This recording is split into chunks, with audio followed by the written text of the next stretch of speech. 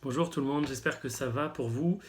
Ce matin, je voudrais partager avec vous quelques pensées un petit peu pêle-mêle, c'est pas très ordonné dans ma tête, ça risque de pas être très ordonné non plus dans cette vidéo, mais j'ai lu ce matin dans Daniel chapitre 9 la prière que fait Daniel quand il voit dans les livres, et probablement il s'agit du livre de Jérémie, qu'il doit s'écouler 70 ans de captivité pour le peuple d'Israël avant que celui-ci puisse retourner sur la terre promise. Et je vous lis Daniel chapitre 9 à partir du verset 5. C'est là que commence la prière de Daniel qui s'humilie devant Dieu. Et il dit: Seigneur, Dieu grand et redoutable, toi qui gardes ton alliance et qui fais miséricorde à ceux qui t'aiment et qui observent tes commandements, nous avons péché, nous avons commis l'iniquité, nous avons été méchants et rebelles, nous nous sommes détournés de tes commandements et de tes ordonnances. Nous n'avons pas écouté tes serviteurs, les prophètes, qui ont parlé en ton nom à nos rois, à nos chefs, à nos pères et à tout le peuple du pays.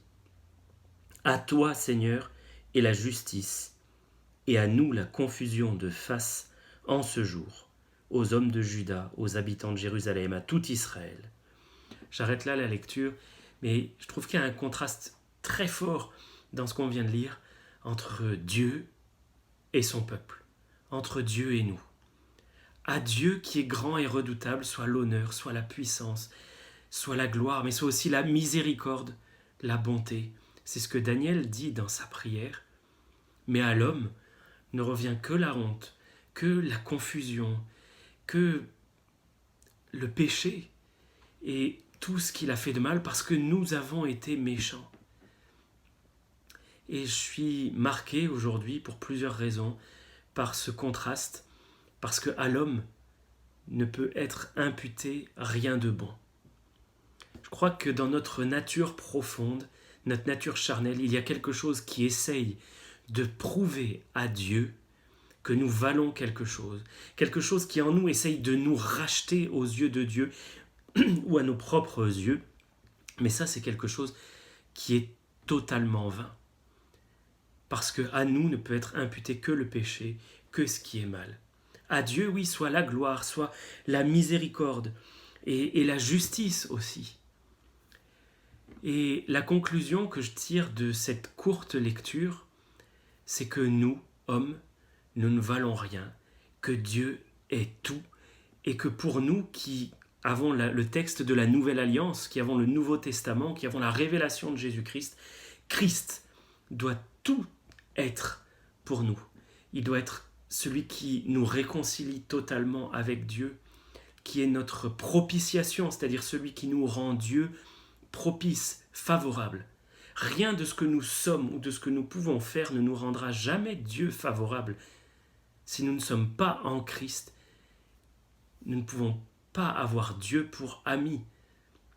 Dieu n'est pour nous que si nous sommes en Christ. Et c'est là où nous devons vraiment tout chercher en Christ et nous réfugier en lui, abandonner toutes nos prétentions propres, nos prétentions à la justice, à être de bons chrétiens, à être des personnes meilleures que les autres.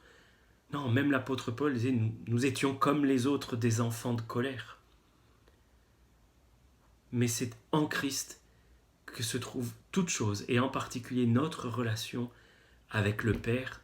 C'est en Christ que nous sommes approuvés du Père, que nous sommes aimés par lui et que nous avons une parfaite et totale réconciliation. Parfois, on s'afflige et on a raison quelque part de le faire parce qu'on voit tout le mal qu'il y a en nous, notre incapacité à vivre selon les standards de la parole.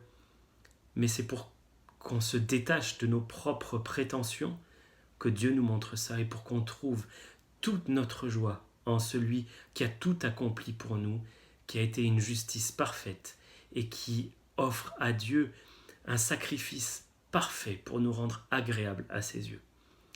Que le Seigneur vous bénisse. Je vous souhaite à toutes et à tous une très bonne journée et à bientôt.